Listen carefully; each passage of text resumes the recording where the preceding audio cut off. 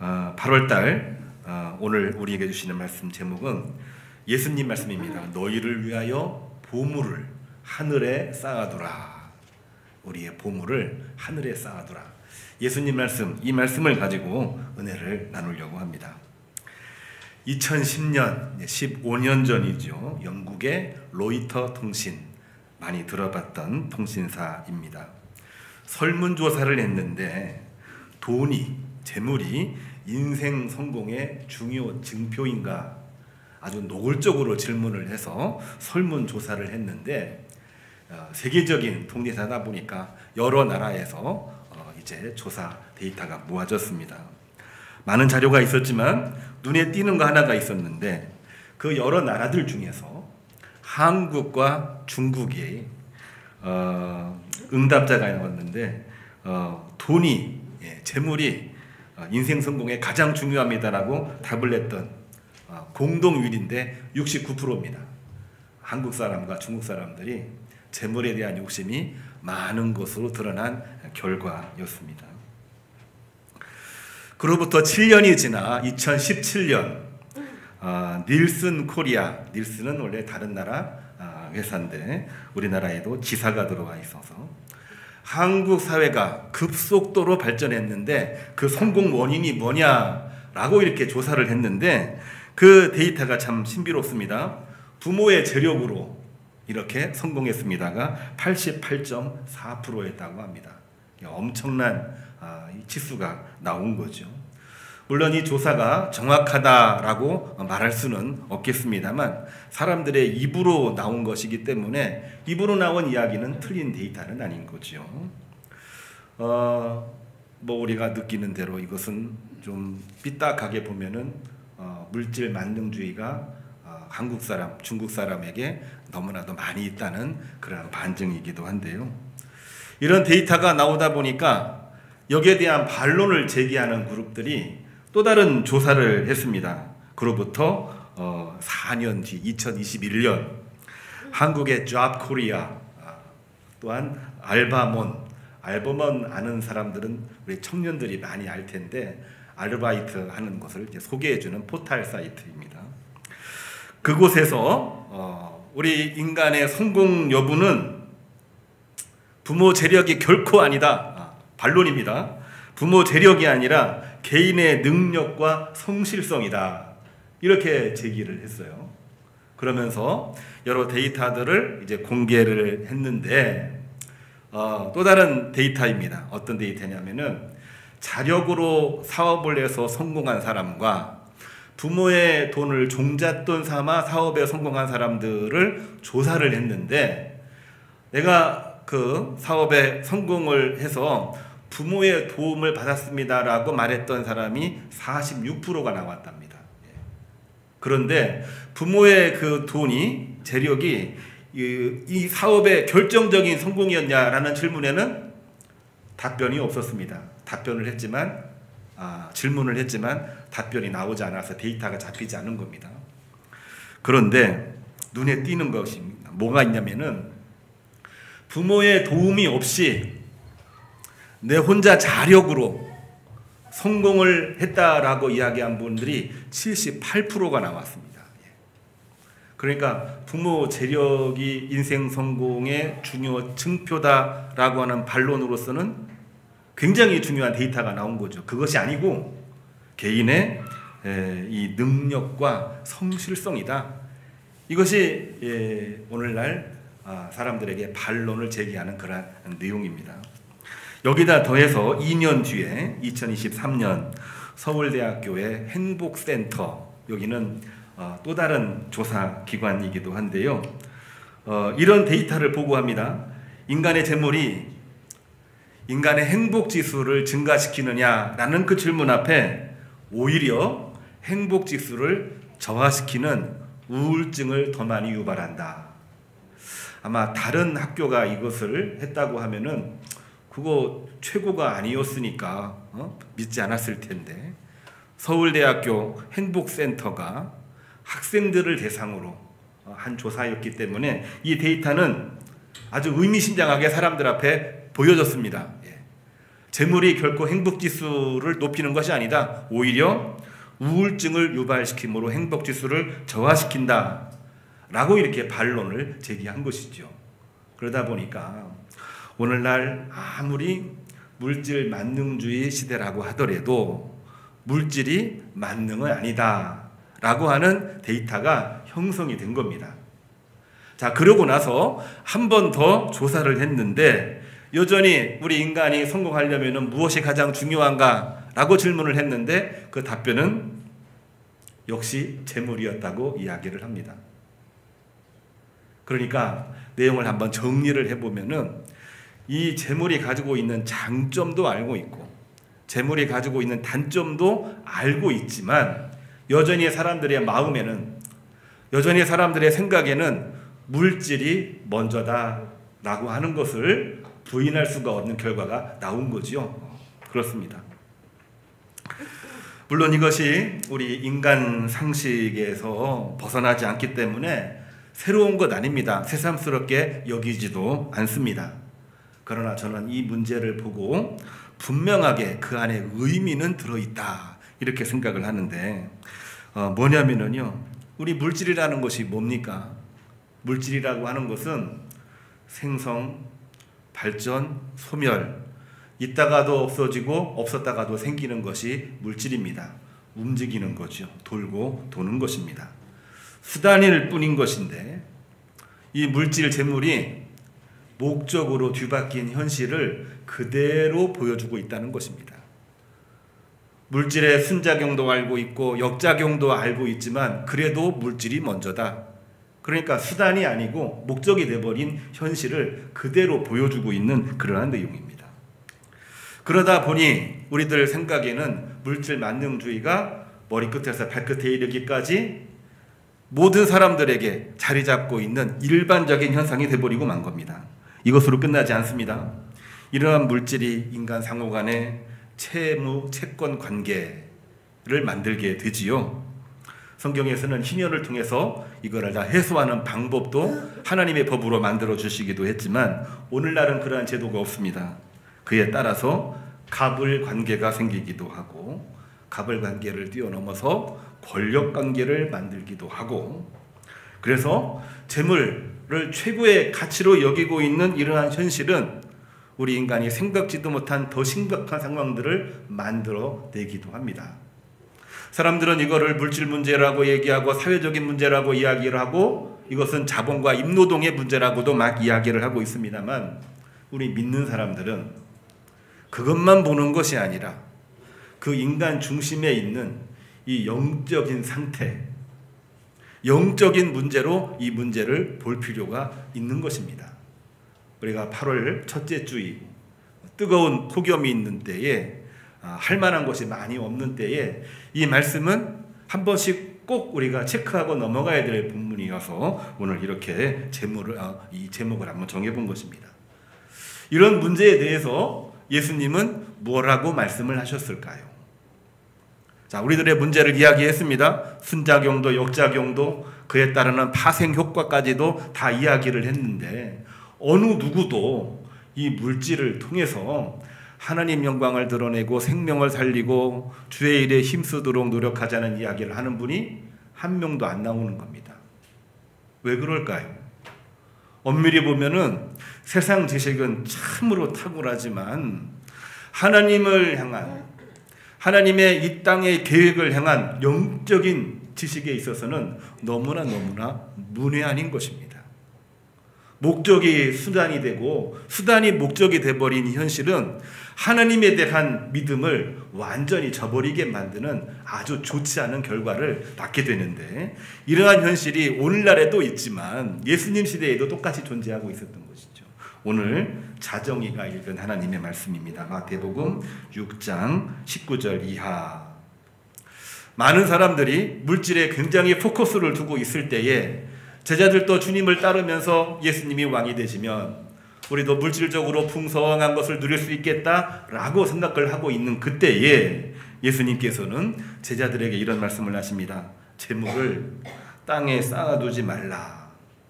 재물을 땅에 쌓아두면 좀 먹고 녹이 슬고 망가지고 심지어는 도둑들이 훔쳐간다.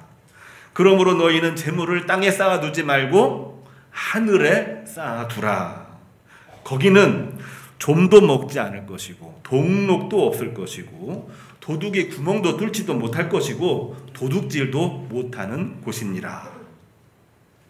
재물이 너희들에게 보물이냐? 너희들 보물이 있는 그곳에 너희들의 마음도 있다. 예수님 말씀입니다. 명백한 예수님 말씀. 자, 이 말씀을 들은 오늘날 크리스찬 우리 성도님들은 어떻게 이해하고 있고 어떻게 해석을 하고 있나요? 보물을 하늘에 쌓아두라. 간결하게 말하면 이 말씀인데 이 말씀을 우리는 어떻게 이해를 하고 있나요? 어떤 분이 그런 얘기를 합니다. 이 말씀 땅에 두면은 재물 없어질지도 모르고 뺏길지도 모르니까 안전한 곳 하늘에 두라는 얘기 아닙니까? 목사님, 그러면 이거 헌금하라는 얘기 아니에요? 그렇게 이야기하는 분들이 우리 교우들 간에 같이 이야기를 해볼 때에 많이 나온 이야기들 중에 하나입니다. 또 이것으로 또 이단 사이비들은 악용을 하기도 했던 본문이기도 하고요. 이 말씀을 우리 교우님들 어떻게 생각을 하십니까? 물론 완전히 틀린 해석이라고 말할 수는 없습니다. 그러나 이 말씀을 한 번 더 읽어보고 기도하고 한 번 더 읽어보면은 이 말씀의 의미는 그 내용을 훨씬 더 뛰어넘는 의미가 그 안에 들어 있습니다. 그 내용이 바로 뭐냐면은 재물 소유에 집착하지 말고 재물을 포함한 너의 모든 보물을, 너의 모든 마음을 천국과 이 땅의 생명을 살리는 일에 사용하라는 의미가 더 강하게 있는 것이 너의 보물을 하늘에 쌓으라 이 말씀 속에 들어가 있게 되는 것입니다. 단순히 헌금하라고 이야기를 해본다고 한다면은 땅에 두면 불안하니까 하늘에 두어서 안전하게 하라. 이 내용을 보게 되면은 재물을 그냥 땅에서 하늘로 이동하여 투자처를 옮기는 것처럼 이렇게 이해되는 경우들이 생기게 되는 거지요. 우리 헌금할 때 투자하면서 헌금을 합니까? 땅에 두면은 이자 조금밖에 안 붙는데 하늘에다가 저금을 하면은 하나님이 30배, 60배, 100배 복을 주실 것처럼 그렇게 이해를 하고 헌금을 하십니까? 완전 틀린 해석이라고 볼 수는 없지만 이 말씀을 한 번 읽어보고 기도하고 또 읽어보게 되면은 그 의미를 훨씬 더 뛰어넘는 거죠. 간단하게 말하면은요, 하나님의 의를 위해서 사용하는 것이 너의 보물을 하늘에 쌓는 것이니라 예수님의 명백한 말씀입니다. 예수님의 명백한 말씀입니다. 그래서 예수님은 단순하게 제자들에게 말하기를 너희 재물 헌금하라 이렇게 말씀하지 않으셨습니다. 오늘 본문에도 그런 내용이 없어요. 오히려 지금까지의 삶과는 전혀 다른 새로운 삶을 살아라. 전혀 다른 새로운 삶을 살아라. 하나님의 말씀대로 살고 어떤 일을 하든 그 일에 내 마음을, 내 보물을 내놓으면서 생활을 하라. 거기에 복이 있느니라. 새로운 인생을 말해주고 있는 것이 예수님의 말씀입니다. 세속적인 문제에 찌들려 있는 세상 속에서 세속적인 유혹에 지금 미혹받고 있는 제자들에게 영적인 안목과 시각이 필요하다라는 것을 가르쳐주고 있는 말씀이 오늘 예수님 말씀이거든요. 제자들이 그랬잖아요. 주님께서 죽으시고 부활하시기 전까지는 끊임없이 자기들은 물질을 원했습니다. 권력을 원했습니다. 예수님이 왕이 되시면 누가 오른쪽 누가 왼쪽, 예수님이 왕이 되시면은 우리에게 무슨 혜택이 있을까 이것만 생각하면서 주님을 따라왔는데 주님께서는 그들에게 말씀하시기를 너의 보물을 하늘에 쌓아두라 이 말씀을 하신 거기 때문에 이것은 영적인 지식을 가지라고 하는 예수님의 정말 준엄한 말씀임을 우리는 꼭 기억을 해야만 되겠습니다. 오늘날 우리도 영적인 눈이 있다고 하지만 영적인 눈을 늘 잃어버리고 뒤늦게 영적인 눈을 뜨는 사람들이 있습니다. 주님께 영적인 눈을 깨닫는 사람이 또 한 사람이 있었는데 프랑스의 소설가 스탕달 그분이 쓴 책 중에 적과 흑이라고 하는 책이 있습니다. 주인공이 주엘리앙 소텔이라고 하는 소레라고 하는 분인데 이분이 정말 믿음을 가진 그러한 사람이었어요. 책 제목이 적과 흑이라고 얘기했는데요. 당시에 일반 평민들이 출세하고 신분 상승할 수 있는 유일한 길은 두 가지 길이 있었답니다. 첫 번째로는 군인, 두 번째로는 성직자가 되는 거였다는 거예요. 군인은 왜 그랬냐면은 프랑스 사회이기 때문에 그 전 세대에 군인으로 승리해서 왕이 된 나폴레옹 같은 사람이 있었기 때문에 군인이 유일한 출세의 길이었답니다. 또 한 가지는 기독교권이기 때문에 성직자가 돼서 살아가는 것이 평민이 성직자로 신분 상승할 수 있는 유일한 길이었답니다. 그래서 책 제목이 적과 흑 그랬는데요. 적은 군인을, 흑은 성직자를 상징하는 그러한 책이었습니다. 여기 보면은 주인공이었던 목수 아들 주엘리앙, 그는 나폴레옹 같이 성공하고 싶었지만 그 당시 배경으로 인해서 군인이 아닌 성직자의 길을 걸어가기로 합니다. 대단하지요? 목회자가 되겠다 이런 마음을 가지고 출발을 했는데 과연 그가 생각했던 목회자의 길과 하나님이 그에게 원하셨던 목회자의 길이 같았을까? 그건 질문이기도 합니다. 그는 하나님이 원하시는 것보다는 자기 신분 상승을 위한 길로서 성직자의 길을 선택을 했던 것이지요. 그래서 그는 열심히 공부를 해서 들 레날 시장집에 가정교사로 일을 했고 열심히 일하면서 신분 상승을 위해 많은 노력을 했는데 엉뚱한 곳에 빠집니다. 시장 부인과 불륜에 빠지게 됩니다. 결국은 쫓겨났지요. 그 뒤에 신학대학에 입학을 합니다. 이런 사람이 신학대학에 들어온다는 것은 있을 수가 없는 건데 오늘날에도 신학대학에 들어가려면은요 교회 당회장 추천, 노회장 추천, 또 여러 유수의 신앙인들로부터 추천서를 받아가지고 노회에서 시험을 치르고 통과한 사람이 신학과에 지원을 할 수가 있습니다. 신학과에 지원을 할 때에도 이 학력고사 시험뿐만이 아니라 수많은 시험들이 있는데 다 통과를 해야 되고요. 목사 안수를 받기 전까지 시취라는 그 시험을 몇 번이나 통과를 해야 되고 맨 마지막 시험 안수 받기 직전까지도 시험을 봐야 됩니다. 굉장히 많은 그러한 절차가 있는데 이러한 사람이 신학대학에서 공부를 하고 졸업을 했다가 믿기지가 않는 그러한 건데요. 자기를 감추고 신분 상승을 위해서 끊임없이 표리부동한 위선의 길을 걷게 되었던 것입니다. 그래서 그는 신학생으로서 더 일을 했는데 그 뒤에는 어디로 갔냐면요. 그 당시에 몰 후작이라고 하는 집에 비서가 됩니다. 세크리터리가 된 거죠. 그래서 열심히 공부도 하고 돈도 벌고 이제 출세를 위해서 많은 꿈을 꾸었는데 그 본래 가지고 있었던 이 버릇을 남에게 주지 못하고 후작 딸인 마틸드와 사랑에 빠지게 됩니다. 그러니까 공부를 해서 목회자가 돼가지고 하나님의 뜻을 따라 내가 소명을 감당하겠다 이것이 아니고요. 오로지 출세의 길인 거예요. 결국에는 사랑에 빠져 아이까지 갖게 되었습니다. 이거 정말 끔찍한 일이죠. 끔찍한 일이죠.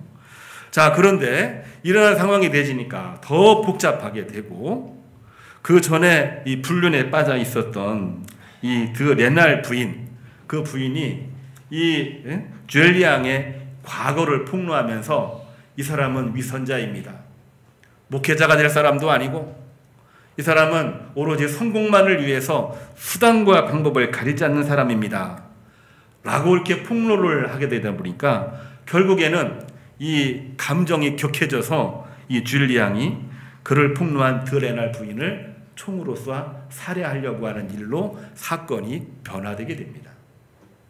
그것으로 말미암아 체포되었고 재판을 받게 되었고 아무것도 이루지 못한 채 결국에는 비참한 최후를 맞이하는 인물이 바로 주엘리앙 소렐이라고 하는 인물입니다.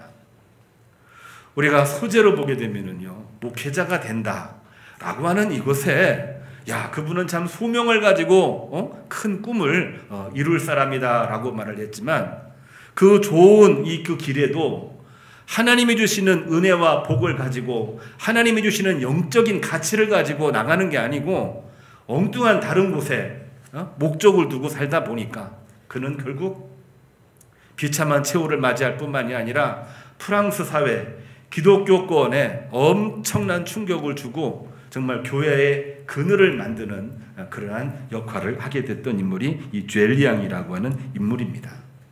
이 사람은 세상에는 눈이 너무나도 밝았습니다. 물질에도 권력에도 눈이 밝았습니다. 그리고 모르는 것이 거의 없을 정도로 상당히 훌륭한 그러한 사람이었습니다. 단 한 가지가 부족했습니다. 뭐가 부족했느냐? 하나님을 믿는 영적인 지식이 부족했습니다. 그가 신학생이면 뭐합니까? 그가 목사 후보생이면 뭐합니까? 하나님을 향한 이 영적인 지식을 잃어버린 신학생, 목사 후보생은 아무런 의미가 없는 것이지요. 결국에는 복음 한번 전해보지도 못하고 형장의 이슬로 사라지게 됐던 인물이 바로 이 쥘리앙 소렐이라고 하는 인물입니다. 무엇을 말해주고 있는 것입니까? 우리들에게 목적이 있고 수단이 있습니다. 목적과 수단이 뒤바뀔 때 발생하는 그러한 문제이기도 합니다. 우리가 주님을 위해서, 우리가 하나님 나라를 위해서 어떻게 살 것인가 목적과 수단이 분명하게 정해져 있어야 되는데 오늘날 우리들의 삶 속에서는 그 쉬운 것을, 그 당연한 것을 잃어버리고 살 때가 너무나 많이 있는 거지요. 오늘 설교 초반부에 일반적인 데이터를 함께 이야기를 했는데요. 알고는 있습니다. 야, 그것이 가지고 있는 순기능을 알고 있어요. 역기능도 알고 있습니다. 아, 잘해야지. 그런 마음을 가지고 있으면서도 역시 한 번 더 조사를 해보니 뭐니 해도 뭐니가 최고야. 이게 답이에요. 거기에 영적인 지식이 들어갈 공간이 있어야 되는데 영적인 지식이 들어가지를 않습니다. 들어갈 듯 하면서도 순간의 유혹에 빠져서 결국에는 무너지는 것이 오늘날 우리 인간의 현실이 되고 있는 것입니다.